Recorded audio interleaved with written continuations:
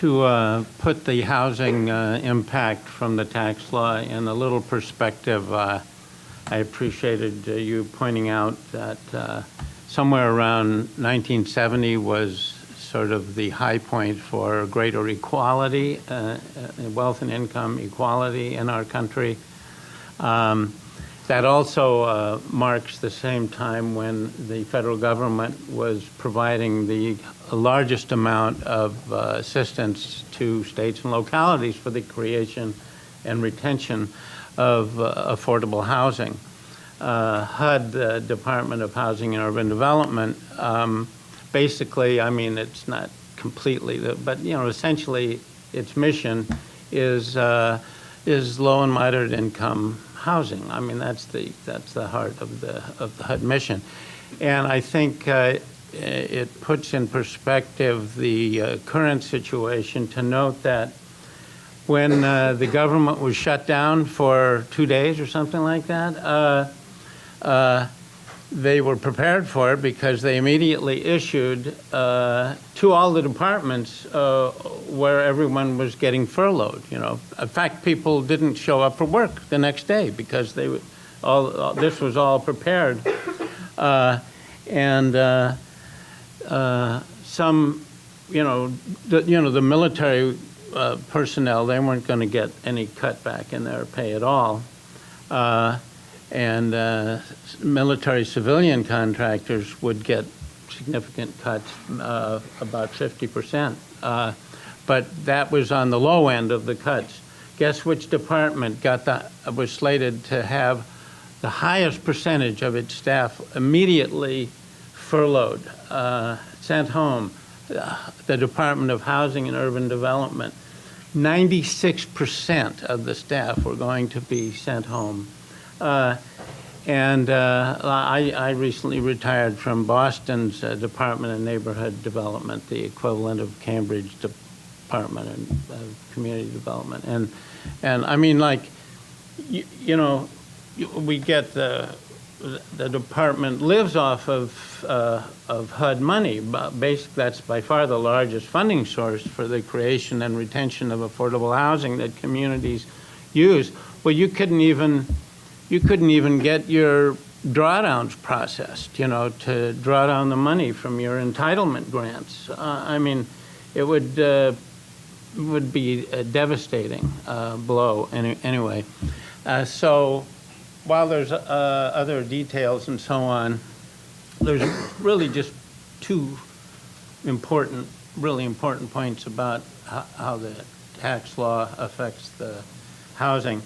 And the less important one is that, as I'm sure everyone knows now, right, your property taxes and state income taxes get combined, and you can't use as an itemized deduction more than $10,000 for that. Well, since we live in a high-cost state, salaries are higher here too. It's a higher income state, but of course you have to spend more of that money to live here, and especially to have a roof over your head here.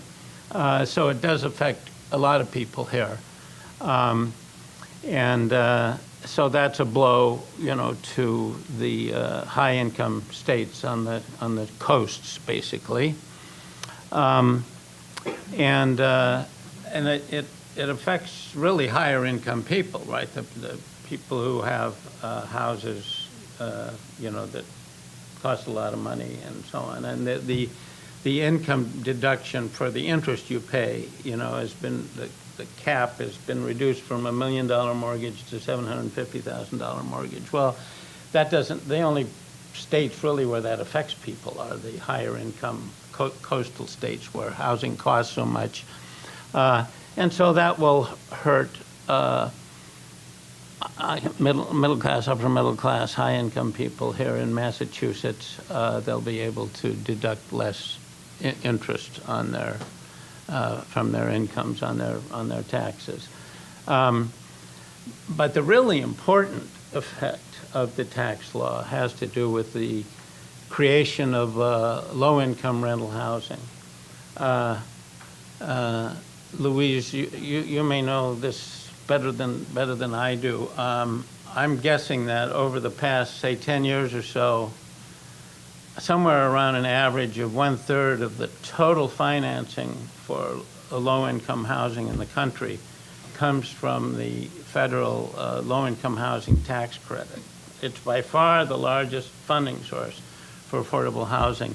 And to understand the impact, you have to just understand this one idea of how that works. Corporations take advantage of this, and they invest in creating low-income housing because they get a tax credit against the profits they've made on their main businesses. Their corporate businesses generate profits.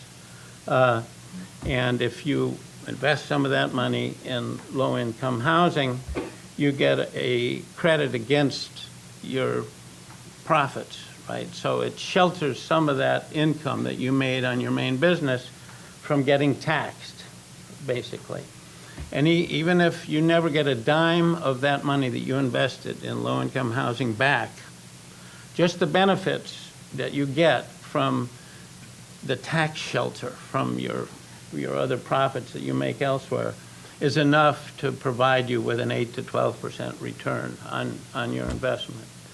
That's where by far the largest source of money comes from to create low-income housing in the country. So if you reduce the corporate tax rate from 35% to 21%, actually the greatest reduction was for these tax credits. It's all the way down to 20%. Well, then that means that corporations are not so worried about sheltering their profits from income. And as you know, they have a host of other tax loopholes at their disposal. And so for many corporations, that means they're no longer going to need the low-income housing tax credit to shelter other income that they make from taxes. So it's going to reduce the amount that corporations invest in low-income housing production significantly. The best study that I saw just scanning in the last couple of days was estimated it would reduce this funding source by 14%. I mean, who knows what it will really reduce it by. This was a pretty good study. It indicated that you'd have 250,000 less affordable housing units created over the next 10 years because of this reduction. Anyway, it's quite significant. But like everything else that we talk about in this room, right, everything has its multiplier effects, right? So if you don't have the low-income housing tax credit, which is the backbone of the creation of low-income housing in the country, it's going to make banks less interested in that. The way this stuff gets created is it's a combination of the low-income housing tax credits, state and city money that it's in reality half of it comes from the federal government anyway and gets funneled through the cities and towns, and then bank money, and all that has to go together to come up with enough money to develop the low-income rental housing. Well, if you take away the low-income housing tax credit backbone, that reduces the solidity, the stability, the predictability, the future reliability of government support for this, and that's going to reduce the amount of money that banks are willing to invest, or it's going to increase the interest rates that they're going to charge for their investment.